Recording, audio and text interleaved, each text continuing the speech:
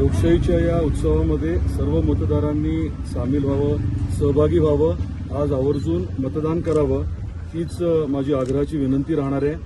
बऱ्याच वर्षानंतर जिल्हा परिषद पंचायत समितीची निवडणूक झाली हे बरोबर आहे आणि त्यामुळे आपल्या हक्काचा कामाचा व्यक्ती आपला प्रतिनिधी म्हणून उमेदवार म्हणून आपल्याला निवडून द्यायचं आहे आणि त्यासाठी सर्वांना पुनश्च माझी विनंती राहील की आपलं इतर काम थोडं बाजूला सारून परमपूज्य डॉक्टर बाबासाहेब आंबेडकरांनी आपल्याला जो अतिशय महत्त्वाचा हा लोकशाहीत अधिकार दिलाय तो आपण बजवावा आणि आपल्या भागामध्ये बदल घडण्याच्या अनुषंगाने खूप ताकदीने काम घडण्याच्या अनुषंगाने आपण सर्वांनी मतदान करावं ही विनंती आहे. नगर परिषदेच्या निवडणुकीमध्ये परफॉर्मन्स खूप चांगला राहिलेला आहे.